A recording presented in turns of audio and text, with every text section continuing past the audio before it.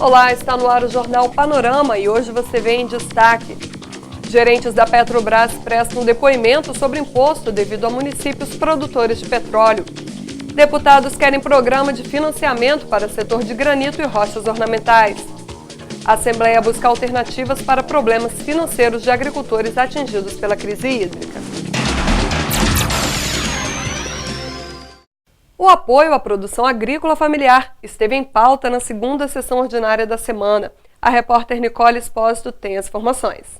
Luciana, os deputados aprovaram um projeto que altera a lei que instituiu o Fundo Especial de Apoio à Agricultura Familiar. Um dos objetivos é aperfeiçoar as regras para a formalização dos contratos de apoio financeiro aos projetos de famílias de produtores rurais.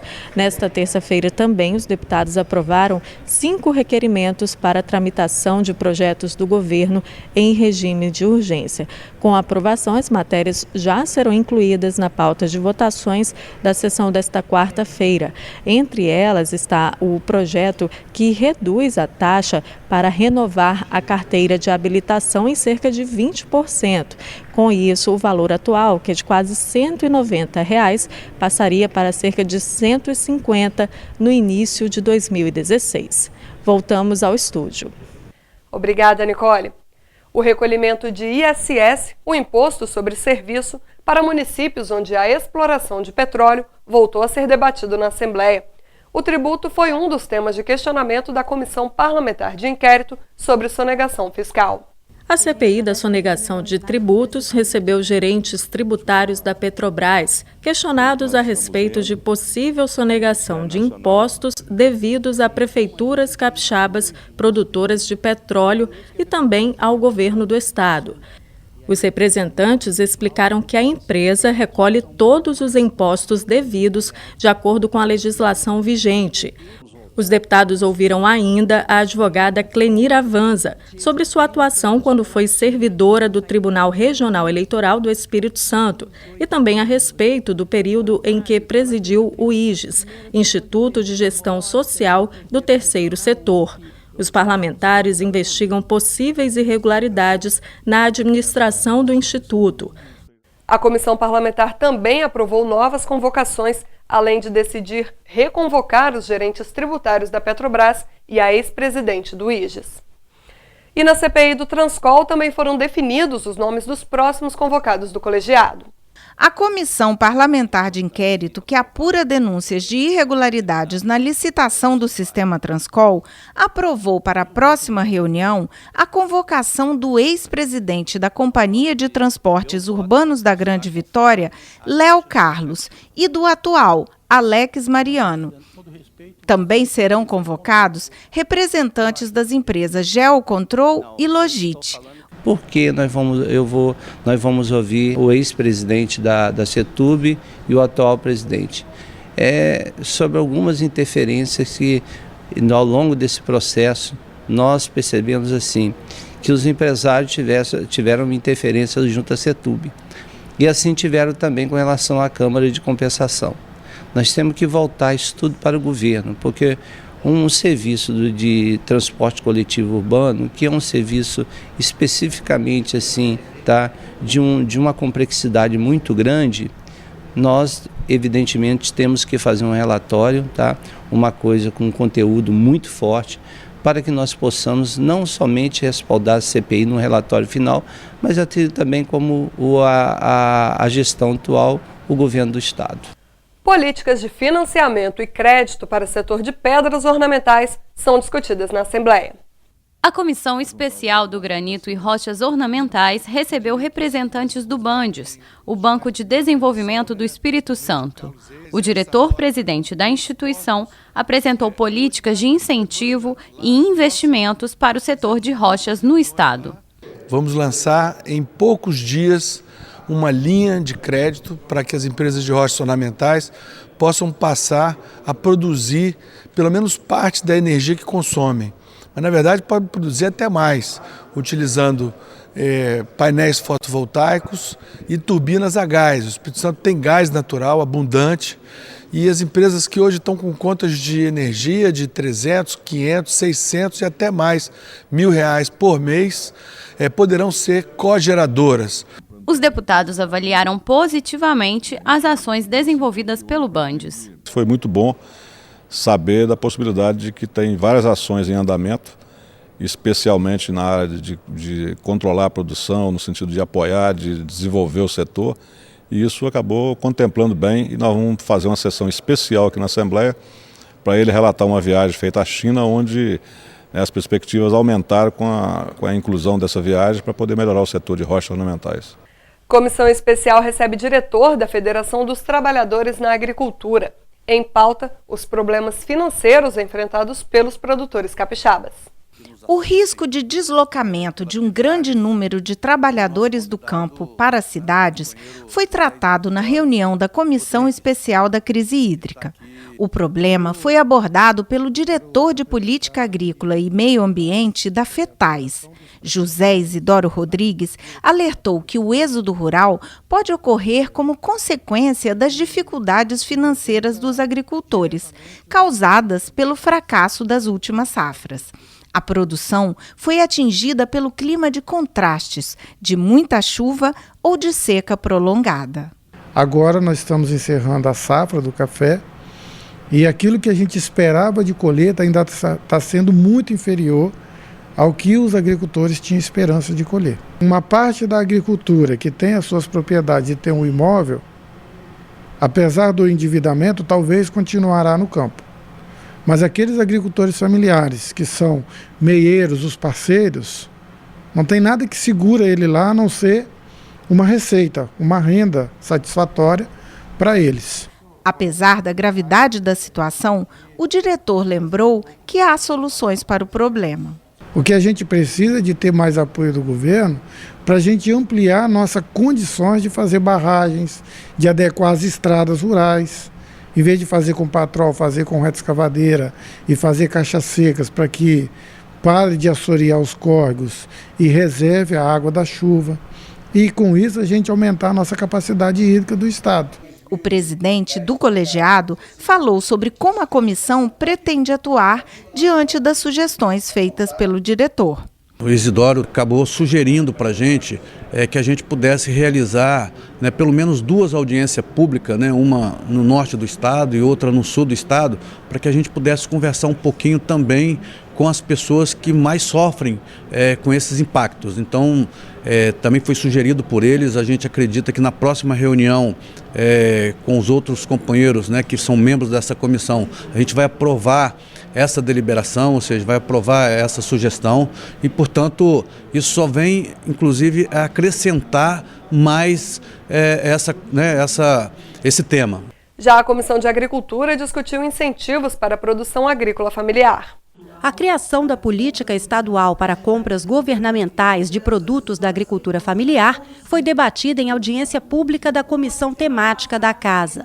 O evento foi proposto pelo deputado Rodrigo Coelho, autor da indicação ao governo do estado para tornar obrigatória a aquisição de no mínimo 30% de produtos da agricultura familiar por parte dos órgãos públicos compradores de alimentos.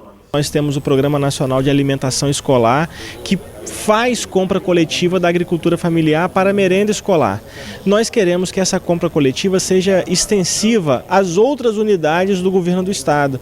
Imagine que os nossos presídios ofertassem alimentos aos presos a partir da agricultura familiar. Imagine que os nossos hospitais ofertassem alimentos aos pacientes e acompanhantes a partir da agricultura familiar. Nós teríamos uma emancipação social na agricultura. Então, os trabalhadores no campo teriam mais um motivo para se manterem no campo, para manter os seus filhos no campo. Por quê? Porque o campo teria uma garantia de fonte de renda para os seus produtos. O representante dos agricultores do Sul Capixaba apoiou a criação da política de compras em benefício do setor. Facilita muito porque a gente tem uma garantia que vai ter vendas efetivas durante o ano, e entregas e com certeza o recebimento disso também, que a gente passa por dificuldades nessa questão, então tem o mercado certo, preço certo e o produtor está esperando lá na ponta para plantar temos logística para entregar, então acredito que vai funcionar muito bem. O gerente de Agricultura Familiar da Secretaria de Estado da Agricultura comentou a posição do governo sobre a implementação da política de compras. Nós vamos reunir todas as organizações que fazem parte desse processo e, num curto espaço de tempo, a gente vai apresentar a nossa primeira proposta também de como vai ser essa política, né, porque é um processo que vem amadurecendo cada vez mais no Estado. O governo é favorável a essa iniciativa, com certeza. Nós vamos estar também levando já o debate junto do secretário de Agricultura e sua equipe técnica e também todos os agentes do setor para que a gente possa construir uma política pública de compra dos produtos da agricultura familiar que realmente venha atender a agricultura familiar, esse pequeno produtor rural, para que ele continue no interior, na sua rocinha, na sua propriedade, produzindo para abastecer a cidade. Representantes de conselhos tutelares se reúnem no Legislativo e alertam sobre a ausência de políticas públicas para crianças e adolescentes. Problemas estruturais, falta de apoio do poder público, crescimento da violência e do uso de drogas por crianças e adolescentes. Essas foram as principais questões levantadas por conselheiros tutelares de diversos municípios que compareceram à reunião da Comissão de Política sobre Drogas. Os profissionais relataram a situação de abandono enfrentada por muitos menores de idade, principalmente nas periferias. Começa pelas escolas, que não existem escolas suficientes para atender todas as crianças, creches, crianças que precisam de atendimentos especializados como neuropediatras, psiquiatras. Essas crianças não conseguem, porque de fato não existem esses profissionais para atender essas crianças e estão na espera por esse atendimento. O presidente da comissão colocou o colegiado à disposição dos conselhos tutelares. Nós estaremos agora oficiando aos prefeitos, cobrando deles que dê atenção devida aos conselhos tutelares. Há de se ter prioridade numa gestão e o conselho tutelar deve ser prioridade. Vamos cobrar também do Tribunal de Justiça e do Ministério Público que nós tenhamos plantões, tanto do juiz como do promotor nas cidades, para garantir o trabalho efetivo dos conselheiros e do Conselho Tutelar, para que eles possam não ser apenas cobrados, para que eles possam realizar o seu trabalho e garantir tudo isso que nós falamos aqui, o direito da criança e do adolescente, que é todos os dias quebrado. O debate sobre as orientações do governo federal para a realização de partos foi o destaque na Comissão de Saúde. A proposta do Ministério da Saúde, que estabelece diretrizes para a realização de partos, foi tema de debate na comissão temática da Casa.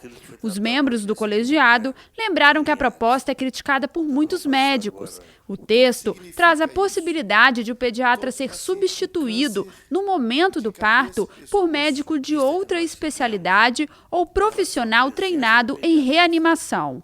O momento do parto é o momento mais importante da humanidade, que nós estamos tirando uma criança de um ambiente que ele estava, do útero da mãe, e colocando essa criança para respirar com sua autonomia, enfim. É o momento do pediatra, ele fazer todos os procedimentos, todas as manobras, inclusive às vezes entubando essa criança, colocando um respirador para essa criança ter uma autonomia até ele conseguir, ou melhor, ele ter uma respiração satisfatória até ele ter autonomia. Então, a presença do pediatra na sala é importantíssima. Nós temos que ter a presença do pediatra na sala de parto ou de cirurgia na hora da cesariana. O texto sobre as diretrizes para o parto foi disponibilizado para consulta pública nos meses de abril e maio deste ano e ainda está em fase de elaboração. Um dos objetivos do documento é diminuir o número de cesáreas realizadas no país. A Comissão de Educação decidiu organizar um seminário para avaliar o primeiro ano de vigência do Plano Estadual de Educação. O fórum será realizado em 2016 e segue exemplo do Seminário Nacional, realizado em junho deste ano, em Brasília. Como o plano nacional foi aprovado há um ano atrás, então agora eles fizeram o primeiro seminário para avaliar o que está dando certo no plano, o que tem que modificar no plano, quais são os segmentos que têm propostas boas para alterar o plano. A mesma coisa o Espírito Santo vai fazer através da Comissão de Educação. Nós vamos fazer no ano que vem, depois de completar um ano o plano, talvez depois das eleições, nós vamos fazer um seminário aqui nesta casa, à semelhança do que foi feito em Brasília, para avaliarmos o plano, o que está dando certo, o que não está dando certo, pegar as contribuições da sociedade, enfim, fazer um bom debate aqui nesta casa. Os constantes casos de preconceito racial e os altos índices de crimes de gênero no Espírito Santo mostram que as mulheres negras do estado ainda têm muitos desafios a serem vencidos. O assunto foi tratado pelo Colegiado de Cidadania e Direitos Humanos da Casa. O preconceito racial, ainda existente no país, foi um dos principais temas da reunião da Comissão de Cidadania e Direitos Humanos. A representante do núcleo impulsor da Marcha das Mulheres Negras no Espírito Santo falou sobre o evento que vai ser realizado no fim do ano e as principais reivindicações do grupo. O objetivo do núcleo impulsor aqui no estado do Espírito Santo é reunir o maior número possível de mulheres negras para levarmos para Brasília em 18 de novembro de 2015. Os principais pontos são a violência contra a mulher e principalmente a violência contra a mulher negra. Nós sabemos que aqui no estado o índice de homicídios contra a mulher negra é muito grande e também homicídios contra a juventude negra. Não existe um entendimento com as questões de saúde diferenciada da mulher negra, então as mulheres ao procurarem atendimento nos postos de saúde público, elas sofrem um preconceito muito grande. A Comissão de Justiça aprovou a constitucionalidade de 4 matérias, entre elas projeto de resolução do deputado Dr. Hércules. A proposta pretende garantir pelo menos 1 hora da sessão ordinária para a participação de representantes da sociedade civil nos dias de tribuna popular. Ao lado das igrejas e das Forças Armadas, o Corpo de Bombeiros está entre as instituições que os brasileiros mais confiam. Uma solenidade no Parlamento Capixaba prestou homenagem aos membros da corporação.